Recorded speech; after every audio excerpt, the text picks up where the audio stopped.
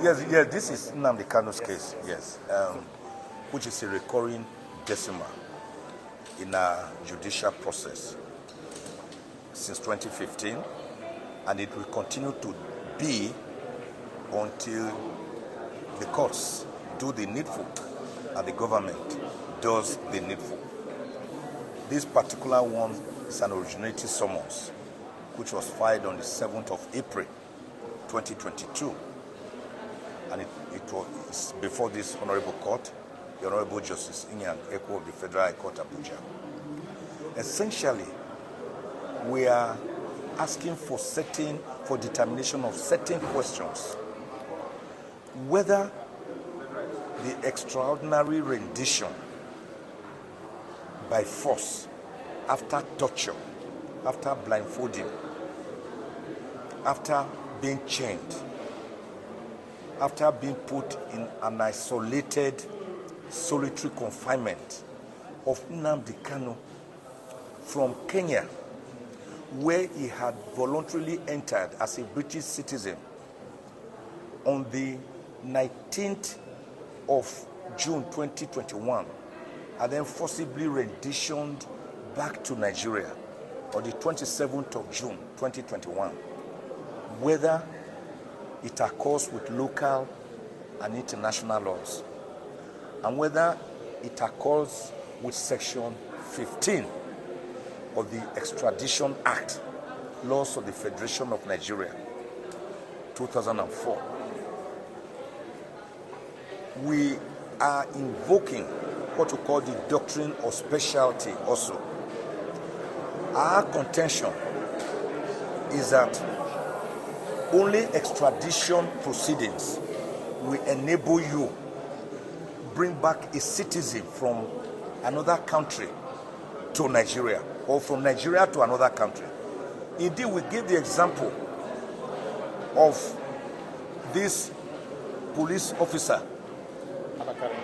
Abba Kyari, who, when America wanted him for certain crimes, it was the Attorney General here who said he could not be extradited because a case had already been filed against him here. On the contrary, it is the same Attorney General that masterminded the forcible extraordinary rendition of Nnamdi Kanu from Kenya to Nigeria, without following due process, without following the extradition process. And the Kenyan government, in a suit which we have exhibited, made it clear that they never consented for Nnamdi Kanu to be renditioned back to Nigeria. We have also attached a document which is a foreword written by the Attorney General to a book where he strenuously and stringently condemned forcible extraordinary rendition as being illegal and unconstitutional and against all known norms of local and international laws. We have attached that document. We are also contending that under the doctrine of specialty, when a person is brought back, even if done properly through normal extradition, you can only try him for the offenses for which you are extraditing him, or for lesser offenses, but not for offenses that were going on before he was brought in. And from all evidence before the court, the only charge that was before the court, before the extraordinary rendition, were only 5 counts, and none of them bordered on terrorism at all. It was only after they brought him back like a common criminal, like the way they tried to do to Alhaji Umaru Diko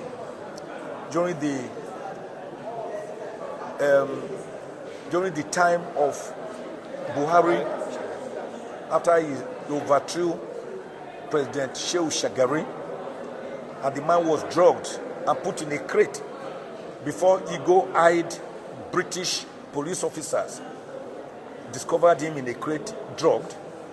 That one was unsuccessful. Even then, some people were convicted for that inhuman and degrading act. So, ironically, it is under the same Buhari, this time as a civilian democratic president, that we are also seeing this happening.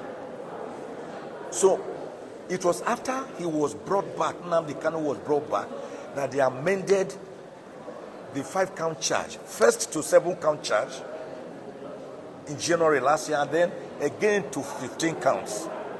Don't forget that this government that said they were ready to prosecute Nnamdi Kanu, whether for acts of terrorism or non-terrorism, have amended their charge 7 times, 7 whopping times.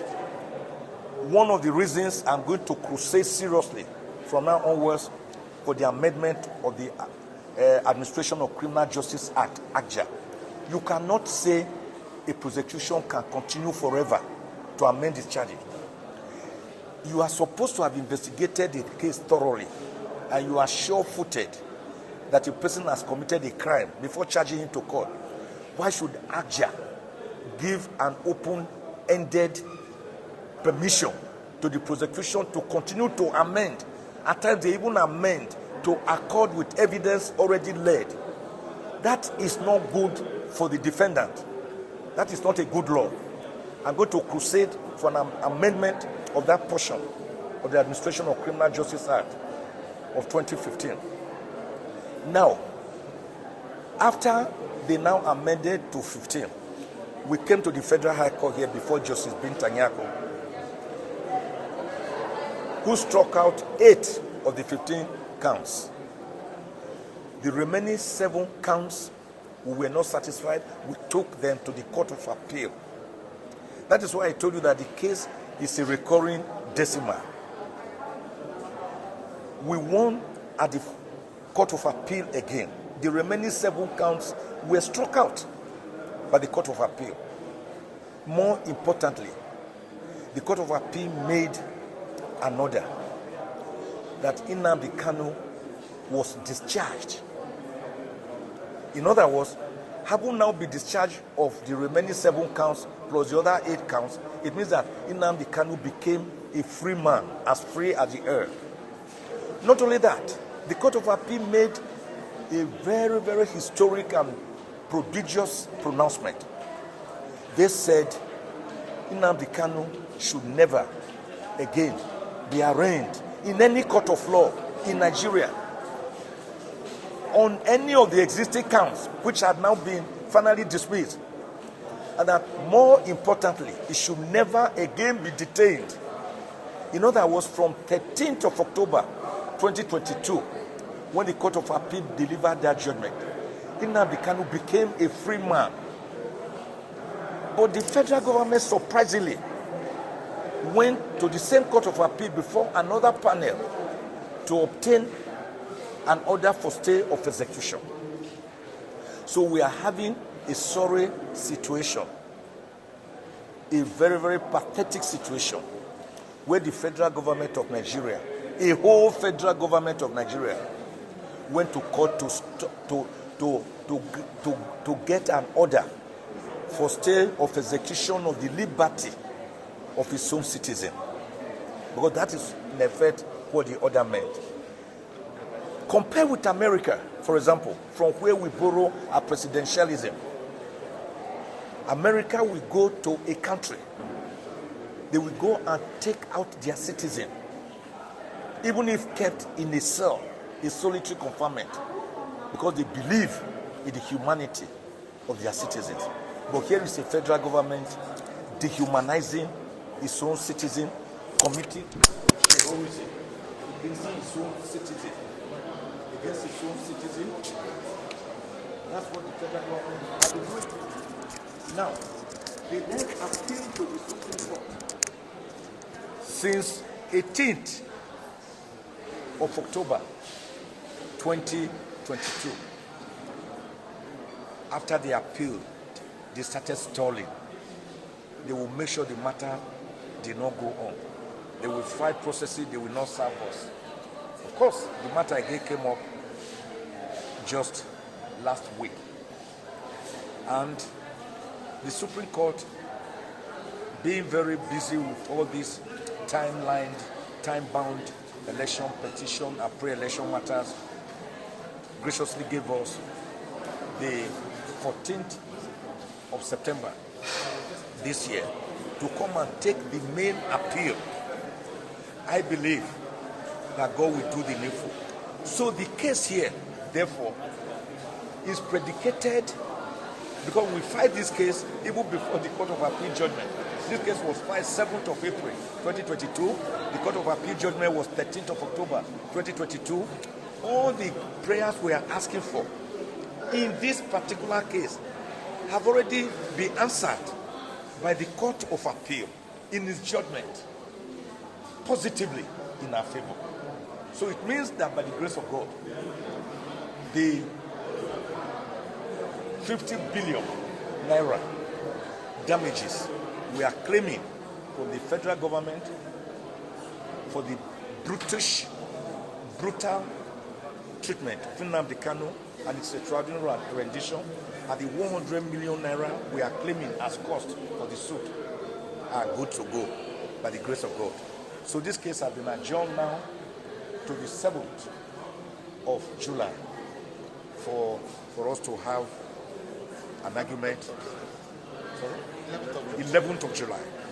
11th of July. For us to have a bite and possibly have a judgment by the grace of God.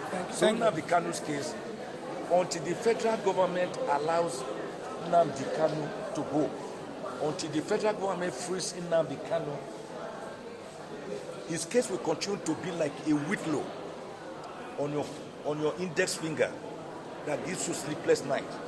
His case will continue to be like the hunchback. The hunchback person is always carrying a luggage. Whether you are lying down, you are lying on a luggage. If you are lying face down, you are carrying the luggage on your head. It is a matter that will not go away until Nnamdi Kanu is released. I want to refer the federal government to Exodus 8:19 and see what happened to Pharaoh when Moses told him, "Let my people go," continuously, "Let my people go," and Pharaoh will not allow them to go. The littlest of insects, a louse, a gnat, was what the Egyptian magicians hired by Pharaoh could not conjure. And so when the magicians saw what was happening, they went to Pharaoh and said, "This matter is beyond us. This is actually the act of God. So let these people go." But what happened? Pharaoh's ears were deadened or deafened, just as the ears of the federal government appear to have been deafened in this case. And we all saw the consequences for Pharaoh, how they were drowned in the Red Sea that was parted, and how it was covered for the Israelites to pass through.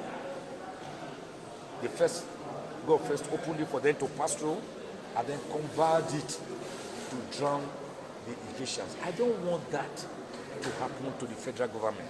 So again and again, for the third time in about 10 to 12 days, on bended knees,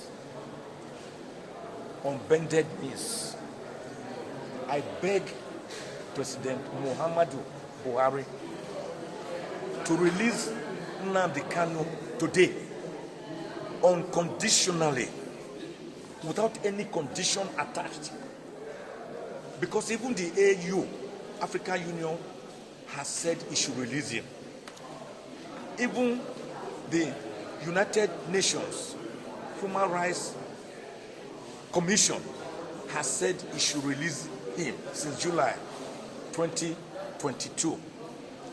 Even my 34-page letter to President Buhari, I have begged him to release Nnamdi Kanu. He can do this through, he doesn't have to interfere with the judicial process. If that is what is giving him fears, let me give him the free legal advice. He can do this through the Attorney General of the Federation, who will use Section 174 of the Constitution to enter a nolle prosequi, which is a discontinuance, a termination of the entire phony charges that have been dismissed by both the Federal High Court and the Court of Appeal. So as I speak to you today, Nnamdi Kanu is being held unconstitutionally, illegally, unconscionably, arbitrarily, by brute force, without any order of court. And it is not good for our democracy or in the eye of the international community. Thank you very much. Thank you.